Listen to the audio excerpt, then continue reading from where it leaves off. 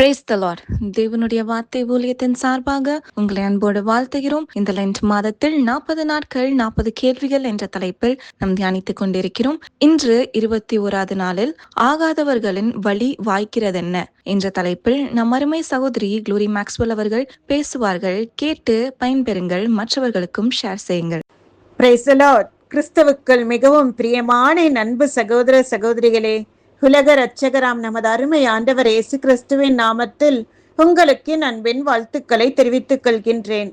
Length நாட்கள் 21ஆம் நாள் தியானமாக 40 days லைஃப் டிரான்ஸ்ஃபார்மிங் 40 questions, 40 நாட்கள் உங்கள் வாழ்வை மறுரூபமாக்கும் 40 கேள்விகள் என்ற தலைப்பில் 21ஆம் கேள்வியாக நாம் இன்றைக்கு தியானிக்க போகும் கேள்வி எரேமியா 12:1.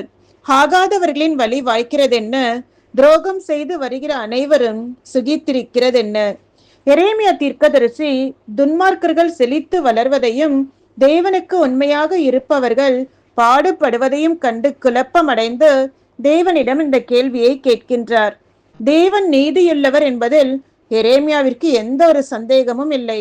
ஆனால் ஆகாதவர்களும் தீயவர்களும் துன்மார்க்கர்களும் ஏன் மகிழ்ச்சியாகவும் வசதியாக வாழ்கிறார்கள்? அதே சமயத்தில் நீதியாய் நடக்கின்றவர்களும் உண்மையும் உத்தமமாய் வாழ்கிறவர்கள் மிகவும் கஷ்டப்படுகிறார்களே என்ற காரணத்தை அவர் அறிய விரும்பினார். நம்முடைய வாழ்க்கையில் ஒரு முறையாவது இப்படிப்பட்ட கேள்விகள் நமக்கு எழும்பாமல் இருந்ததில்லை. இது கஷ்ட காலத்தில் தேவனை சார்ந்திருப்பவர்கள் மனதில் தோன்றும் நியாயமான ஒரு கேள்விதான்.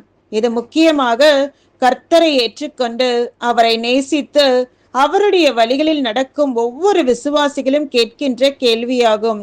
ஒவ்வொரு தேவனுடைய பிள்ளைகளின் இருதயத்தில் உள்ள அங்கலாய்ப்பை பிரதிபலிக்கும் ஒரு பகுதிதான் இந்த கேள்வி.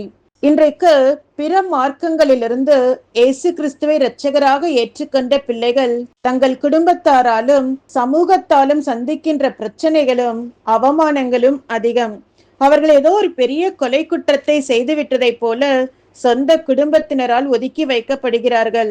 அவர்களுடைய வாழ்க்கையில் நடக்க வேண்டிய நன்மைகள் தாமதமாகும் போது உன் தலையில் நீயே மண்ணை அள்ளி போட்டுக்கொண்டாய் என்று வார்த்தைகளால் குத்தி காயப்படுத்துகின்றார்கள். இவர்கள் என்ன தவறு செய்தார்கள்? மெய் தேவனை அறிந்து கொண்டார்கள்.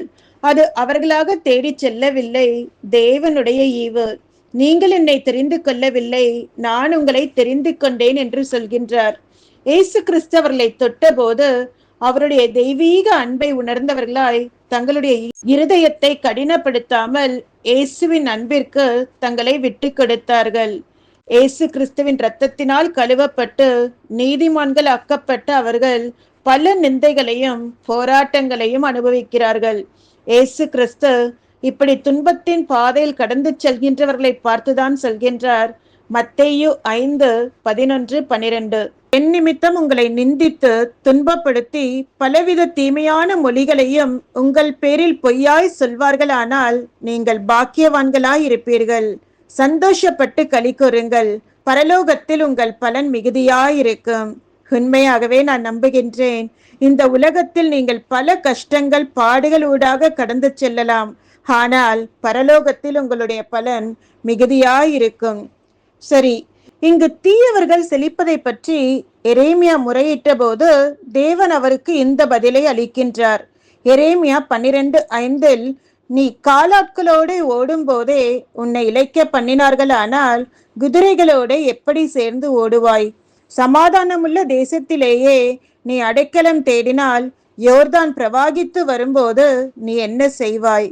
எரேமியா தற்போது எதிர்கொள்ளும் சவால்களை விட எதிர்காலத்தில் வரப்போகும் சவால்களுக்கு அதிக பலம் தேவை என்பதை இது காட்டுகின்றது. சோதனைகளை நீக்குவதற்கு பதிலாக ஆவிக்குரிய வலிமை, சகிப்புத்தன்மை, தாங்கக்கூடிய பலன், அக்கம் பக்கம் பார்த்து சோர்ந்து போகாமை மற்றும் ஆவிக்குரிய முதிர்ச்சியை வளர்க்க தேவன் நம்மை பயிற்றுவிக்கின்றார். இதே போன்று ஒரு கேள்வி நாம் 73ஆம் சங்கீதத்திலும் பார்க்கலாம். இந்த சங்கீதத்தை ஆசாப் என்ற தேவ பக்தன் எழுதுகின்றார். இந்த சங்கீதத்தை எழுதும் போது அவருக்குள்ளே ஆயிரமான கேள்விகள். சங்கீதம் 73:12-14 வாசித்தோம் என்றால், துன்மார்க்கர்கள் வாழ்ந்து சுகித்திருக்கும் போது ஏன் நீதிமான்கள் கஷ்டப்படுகிறார்கள்? வியாதியினாலும் வறுமையினாலும் பிரச்சனைகளினாலும் தவிக்கிறார்கள். இங்கே வாழ்க்கையின் வெளிப்படையான அநீதியை கண்டு ஆழமான போராட்டத்தை வெளிப்படுத்துகின்றார். துன்மார்க்கரின் தற்காலிகமான செழிப்பை கண்டு நாம் ஆதங்கப்படுவது நம்முடைய விசுவாசத்தை தடுமாறச் செய்யலாம்.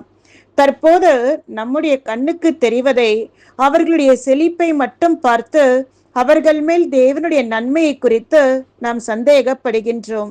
இப்படி பல கேள்விகளோடு குழம்பி போய் ஆசா பரிசுத்த ஸ்தலமாகிய தேவாலயத்திற்குள் வந்தார்.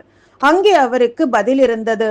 சங்கீதம் 73:16-17 வசனங்களில் பார்த்தோம் என்றால், இதை அறியும்படிக்கு யோசித்து பார்த்தேன். நான் தேவனுடைய பரிசுத்த ஸ்தலத்துக்குள் பிரவேசித்து அவர்கள் முடிவை கவனித்து உணரும் அளவும் அது என் பார்வைக்கு விசனமாயிருந்தது என்றார். துன்மார்க்கர் பூமியிலே எவ்வளவுதான் வாழ்ந்தாலும் அவர்களுடைய முடிவை கவனித்து பார்த்தார். அவர்கள் ஒரு நிமிஷத்தில் எவ்வளவு பாழாய் போகிறார்கள், பயங்கரங்களால் அழிந்து நிர்மூலமாகிறார்கள் என்பதை கவனித்தார். அதே சமயத்தில் இதை பார்த்த ஆசாப் தன்னுடைய முடிவை குறித்து விசுவாசத்தோடு சொல்கிறார்.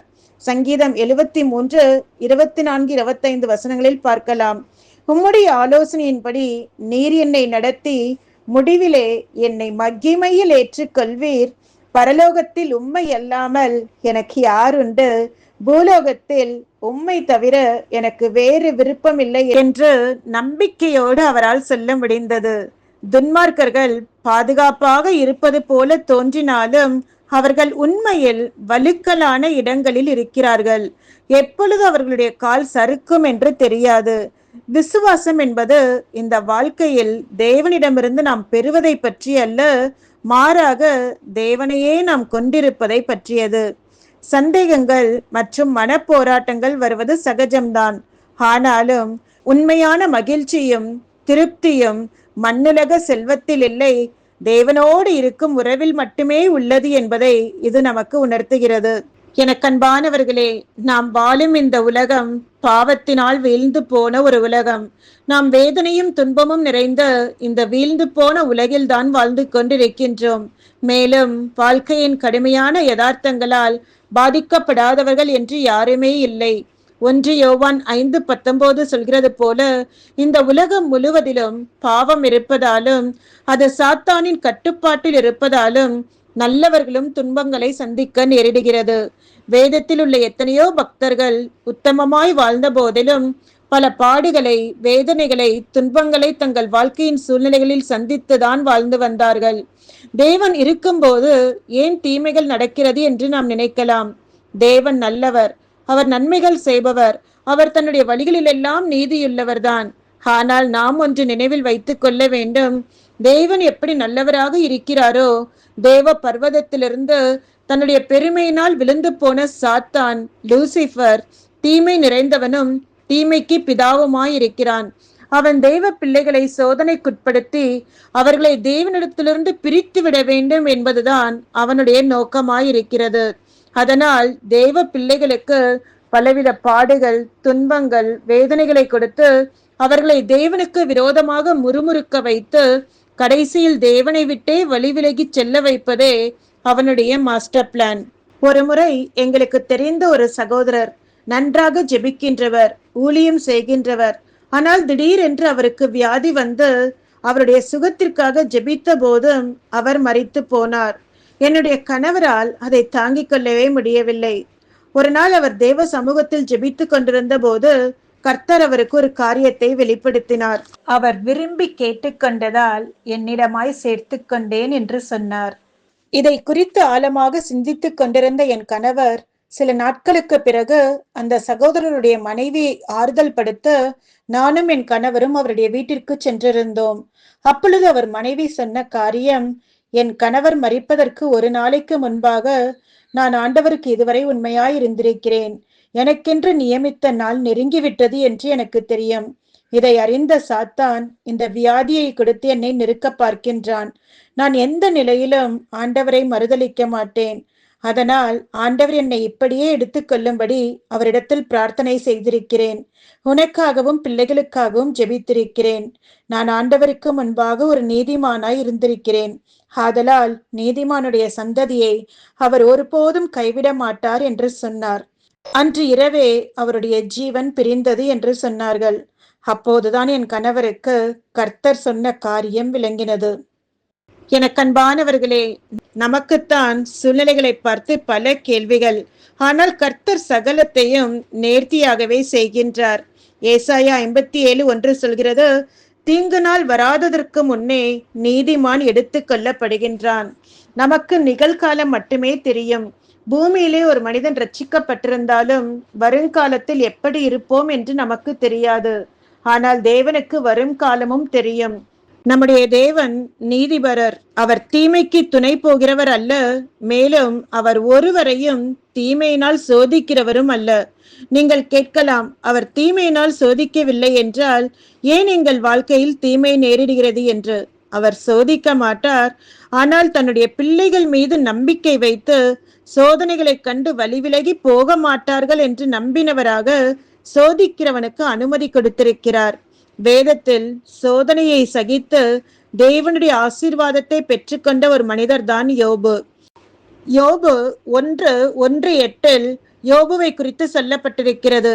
அவன் ஒரு நீதிமான், உத்தமன், கர்த்தருக்கு பயந்து நடக்கிறவன், தேவனால் நற்சாட்சி பெற்றவன் என்று. ஆனாலும் அவர் பல வழிகளில் துன்பப்பட்டார்.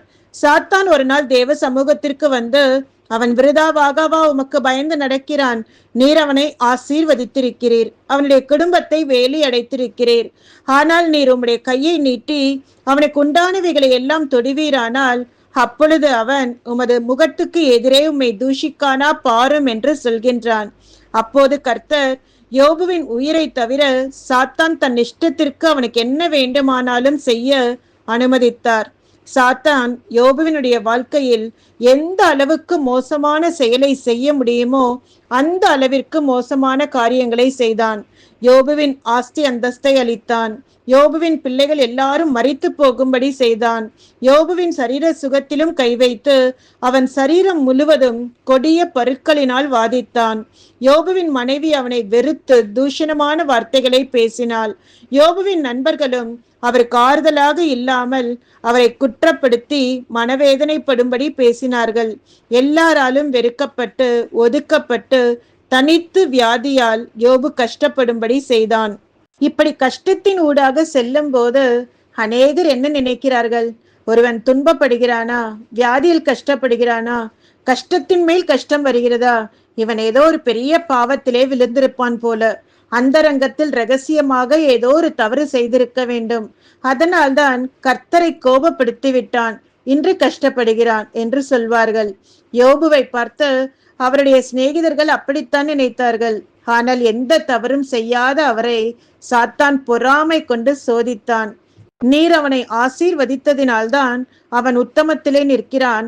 அவனை நீர் சோதித்தால் அவன் உம்மை விட்டு பின்வாங்கி போய்விடுவான் என்பதுதான் சாத்தானுடைய வாதம். யோபு பக்தனோ தன்னுடைய உத்தமத்திலே நிலைத்து நின்றார். இப்படி உத்தமமாய் வாழ்ந்த யோபுவினுடைய வாழ்க்கையில்தான் எத்தனை பாடுகள்.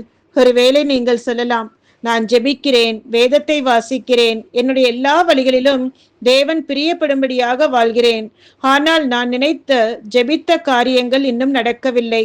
எந்த ஒரு காரியத்திற்காக நான் முயற்சி செய்தாலும் கஷ்டப்படுகிறேனே தவிர காரியங்கள் ஒன்றும் வாய்க்கவில்லை. ஆனால் ஆண்டவரை நேசிக்காமல் ஜெபிக்காமல் தேவ பயமில்லாமல் தங்கள் இஷ்டம் போல வாழுகிறவர்கள் வாழ்க்கையில் அவர்கள் நினைக்கிறதெல்லாம் நடக்கின்றது. ஆகாதவர்கள் வழிதான் வாய்க்குமா? துரோகம் செய்கிறவர்கள் தான் சுகமாக வாழ முடியுமா?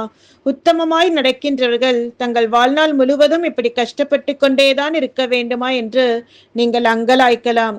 இன்று தேவன் உங்களை பார்த்துதான் சொல்கின்றார். சங்கீதம் 34:19, நீதிமானுக்கு வரும் துன்பங்கள் அநேகமாயிருக்கும், கர்த்தர் அவைகள் எல்லாவற்றிலும் நின்று அவனை விடுவிப்பார். கர்த்தர் அவனை விடுவிப்பார். எத்தனை அருமையான ஒரு வாக்குத்தத்தம் இல்லையா? இந்த நம்பிக்கைதான் யோபு பக்தனிடமும் இருந்தது. அதனால்தான் அவ்வளவு பாடுகள் மத்தியிலும் இழப்புகள் மத்தியிலும் தேவன் தீமை செய்ய மாட்டார் என்ற விசுவாசத்தினாலும் யோபு இப்படி அறிக்கை செய்கின்றார். யோபு 23:10 ஆனாலும் நான் போகும் வழியை அவர் அறிவார், அவர் என்னை சோதித்த பின் நான் பொன்னாக விளங்குவேன் என்றார். முன்பெல்லாம் பொற்கொல்லர்கள் பொன்னை புடமிட்டு புடமிட்டு அதிலுள்ள களிம்புகளையும் அழுக்குகளையும் நீக்கி சுத்திகரித்து கொண்டே இருப்பார்களாம். எதுவரை அப்படி சுத்திகரிப்பார்கள் என்றால், புடமிடப்படுகின்ற அந்த பொன்னில் பொற்கொல்லனின் முகம் பளீச்சென்று தெரிகின்ற வரையிலும் புடமிட்டு கொண்டே இருப்பார்களாம். அதுபோல கர்த்தரும் கூட அவருடைய சாயல் நம்முடைய ஆத்துமாவில் பிரதிபலிக்கிற வரையிலும், நாம் இயேசுவை போல மாறுகிற வரையிலும் நம்மை புடமிடுகின்றார். கர்த்தர் உங்களை அதிகமாய் நேசிக்கின்றார். இந்த பூமியில் நீங்கள் வாழும் நாட்களில் உங்களை அவரின் சாயலாக மாற்றி நித்தியத்தில் சேர்த்து கொள்ள வேண்டும் என்பதே அவருடைய நோக்கமாக இருக்கிறது. மேலும் யோபு 42:2 தேவனில் சகலத்தையும் செய்ய வல்லவர், நீர் செய்ய நினைத்தது தடைப்படாது என்பதை அறிந்திருக்கிறேன் என்றார். யோபுவிற்கு 42ஆம் அதிகாரத்தில் என்ன நடக்கப் போகிறது என்று தெரியாது. ஆனாலும் முடிவிலே என்ன நடக்கும் என்று எவ்வளவு விசுவாசத்தோடு சொல்கிறார் பார்த்தீர்களா? யோபுவின் நம்பிக்கை வீண் போகவில்லை. யோபு 42:10 சொல்கிறது, கர்த்தர் அவன் சிறையிருப்பை மாற்றினார், யோபுவுக்கு முன்னிருந்த எல்லாவற்றை பார்க்கிலும் இரண்டத்தனையாய் கர்த்தர் அவனுக்கு தந்தருளினார். அவ்வளவுதான், யோபுவின் வாழ்க்கை முடிந்தது என்று சொல்லப்பட்ட நிலையில் யோபு 42:16 சொல்கிறது, யோபு 4 தலைமுறையாக தன் பிள்ளைகளையும் தன் பிள்ளைகளுடைய பிள்ளைகளையும் பார்த்தார். அடுத்ததாக எஸ்தர் புத்தகத்திலே துஷ்டனாகிய ஆமானையும் யூதனாகிய மொர்தேகாயையும் பார்க்கின்றோம். ஆமான் துன்மார்க்கனாய் இருந்து அகாஸ்வேரு ராஜாவின் பிரதம மந்திரியாய் இருந்தான். அவன் வாழ்ந்திருந்தான், சுகித்திருந்தான், ராஜாவுக்கு அடுத்தபடியான ஸ்தானத்தில் இருந்தான். ஆனால் மொர்தேகாய் தேவபக்தியுள்ளவராய் இருந்து ராஜாவின் அரண்மனையிலே காவல் காக்கிற சாதாரண ஒரு பணியில் இருந்தான். பலருடைய கேள்வி என்னவாக இருக்கும்? துன்மார்க்கனாகிய ஆமான் ஏன் அந்த அரண்மனையிலே செலுத்திருந்தான்? நீதிமானாகிய மொர்தேகாய் ஏன் கஷ்டப்பட்டான்? எஸ்தர் புத்தகத்தின் முடிவிலே 2 பேருடைய முடிவையும் நாம் பார்க்கலாம். மொர்தேகாய் தன்னை வணங்கவும் இல்லை, நமஸ்கரிக்கவும் இல்லை என்பதால் ஆமான் மொர்தேகாயின் மேல் மிகுந்த கோபத்தில் இருந்தான். ஆகவே அவன் மொர்தேகாயை மட்டுமல்ல, ராஜாவின் ஆளுகைக்குட்பட்ட 120 தேசத்தில் உள்ள மொத்த யூதர்களையும் அழிக்க வேண்டும் என்று தீர்மானித்தான்.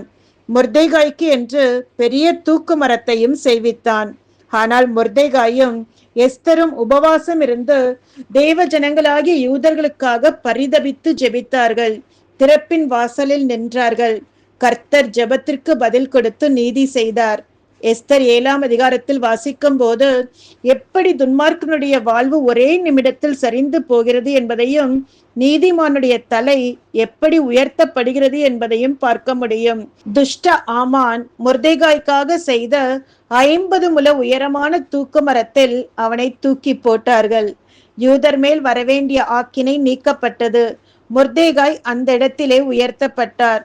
மொர்தேகாய்க்கோ ராஜா சொல்லப்பட்ட கணம் அவனுக்கு ஆமான் கையிலிருந்தே உண்டானது. நீதிமானாக இருந்த யோசேப்பினுடைய வாழ்க்கையில் பார்த்தோம் என்றால், யாக்கோபின் குமாரர்களுக்குள்ளே யோசேப்பு 11வது பிள்ளை. அவருடைய 12 பிள்ளைகளிலே யோசேப்பு மாத்திரம்தான் பாடுகளின் மத்தியிலே, துன்பங்களின் பாதையிலே வேதனையோடு நடந்தவர். தகப்பனாகிய யாக்கோபு யோசேப்பின் மேல் அன்பு வைத்து பல வர்ண அங்கியை அவருக்கு கொடுத்திருந்தார். யோசேப்பு அதை தகப்பனிடத்தில் கேட்டு வாங்கினதும் இல்லை. மற்ற சகோதரர்களுக்கு அப்படிப்பட்ட அங்கியை கொடுக்க கூடாது என்று அவர் சொன்னதும் இல்லை. அவருடைய சகோதரர்கள் அவரை வன்பகையாய் பகைத்தார்கள் என்று சொல்லி வேதம் சொல்கின்றது. சொந்த சகோதரர்களால் எகிப்து வியாபாரிகளிடத்தில் அடிமையாய் விற்கப்பட்டார். யோசேப்பிற்கு பல தீமைகள் தொடர்ந்தன. போத்திபார் வீட்டிலே அநியாயமாய் பொய்க்குற்றம் சாட்டப்பட்டு சிறைச்சாலையிலே தள்ளப்பட்டார்.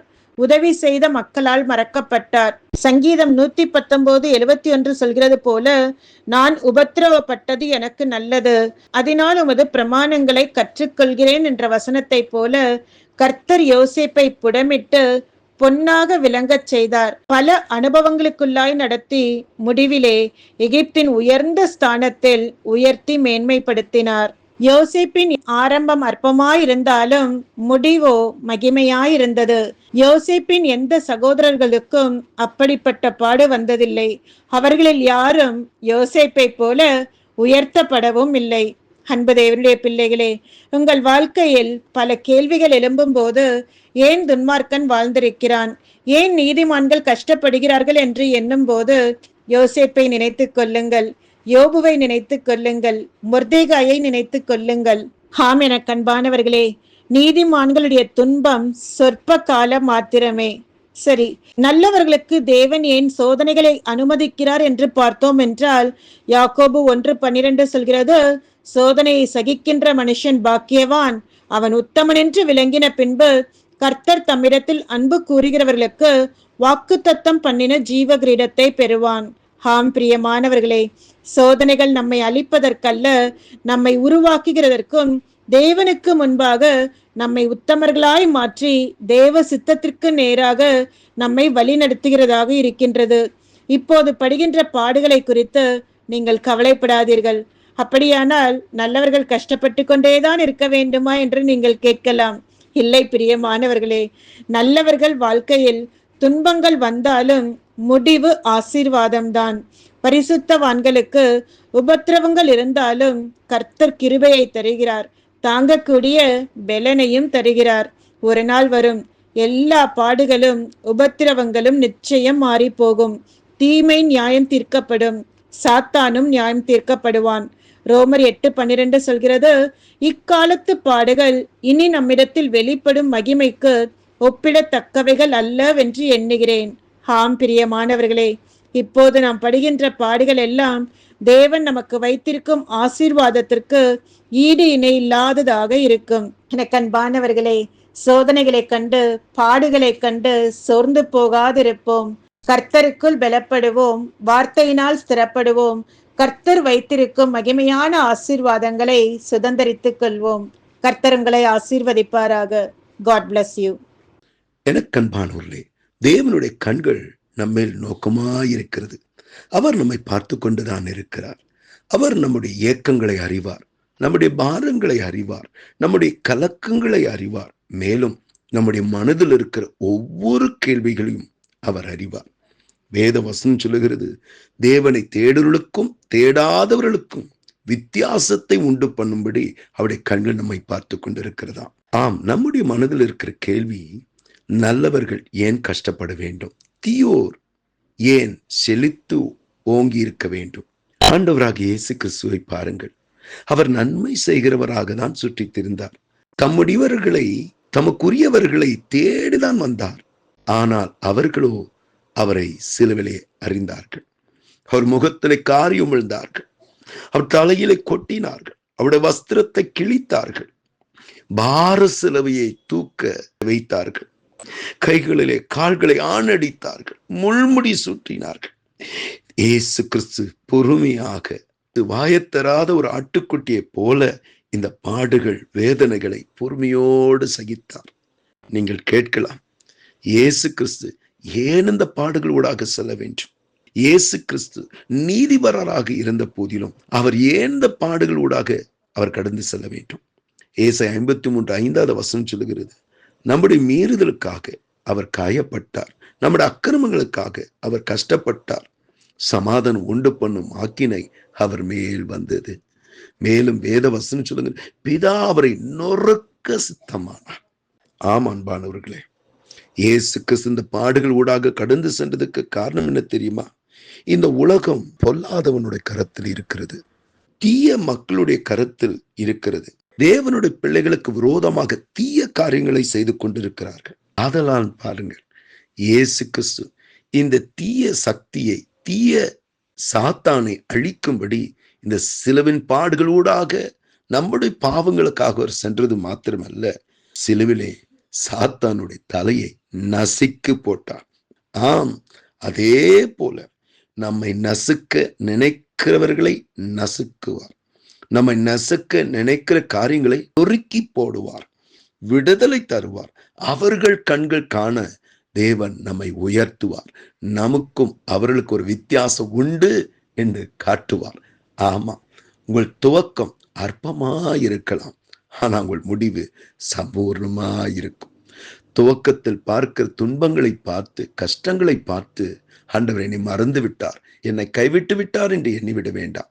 தேவனுடைய கண்கள் நம்மை தான் பார்த்து கொண்டிருக்கிறது. அவர் ஏற்ற நேரத்தில் ஏற்ற நன்மைகளை அவர் செய்வார். என கண்பானவர்களே, சிலுவையின் பாடுகளூடாக கடந்து சென்றவர் நமக்காக தான் கடைசி சொட்டு இரத்தத்தையும் விட்டு கொடுக்க ஒப்பு கொடுத்தவர் நாம் எதிர்பார்த்த நன்மையை செய்யாமல் இருப்பாரோ? அவருடைய வார்த்தைகளை சந்தேகப்பட வேண்டாம், அவருடைய அன்பை சந்தேகப்பட வேண்டாம். எல்லா நிலையிலும் அவரே சார்ந்திருப்போம், அவரே நம்பியிருப்போம். நம்பினோரை ஒருபோதும் கைவிட மாட்டார். ஜெபம் செய்வோமா? கண்களை மூடி ஜெபம் செய்வோம். அன்பும் இரக்கம் உள்ள நல்ல தகப்பனே, நாங்கள் சாதாரணமானவர்கள், பலவீனம் உள்ளவர்கள். சின்ன சின்ன காரியங்களுக்கு சோர்ந்து போகிறோம், சின்ன சின்ன காரியங்களுக்கு உம்மை விட்டு நாங்கள் விலகி போய் விடுகிறோம். ஆனால் நாங்கள் குறைவுள்ளவர்கள் என்று அறிவீர். உன் பலவீனத்திலே என் பலன் பரிபூர்ணமா விளங்கும் என்று நீ சொன்னீரப்பா. உடைய பலத்தினால் எங்களை நெருப்புங்க. எந்த நிலையிலும் உம்மை விட்டு விலகாமல் உண்மையே சார்ந்திருக்க கிருபை தாங்க. சோதனையை சகிக்கிற மனுஷன் பாக்கியவான், முடிவிலே அவன் பொன்னாக விளங்குவான் என்று உம்முடைய வார்த்தை சொல்கிறது அல்லவா? ஆம் சுவாமி, நாங்கள் பொன்னாக விளங்கும்படி சில பாதைகள் ஊடாக எங்களை நடத்துகிறீர். ஆனா அது எங்களோட முடிவல்ல. நீர் எங்களுக்கென்று வைத்திருக்க முடிவு மேன்மையானது. அது எந்த நிலையிலும் உண்மையே சார்ந்திருக்க பற்றிருக்க கிருபை தாங்க. ஆமென், ஆமென். எனக்கு அன்பானவர்களே, இந்த வார்த்தை உங்களுக்கு மிகுந்த ஆறுதலாக ஆசீர்வாதமாக இருக்கும் என்று நம்புகிறேன். உங்களுக்கு தெரிந்த அன்பானவரிடத்தில் ஷேர் பண்ணுங்க, ஃபார்வர்ட் பண்ணுங்க. மேலும் கீழ் உள்ள பெல் பட்டனை கிளிக் பண்ணுங்க. மேலும் கமெண்ட் செக்ஷன்ல உங்களோட கமெண்ட்ஸை பதிவு செய்யுங்க. அநேகருக்கு ஆசீர்வாதமாக இருக்கும். கர்த்தர் தாமே உங்களை அதிகமாக ஆசீர்வதிப்பார். God bless you. Amen.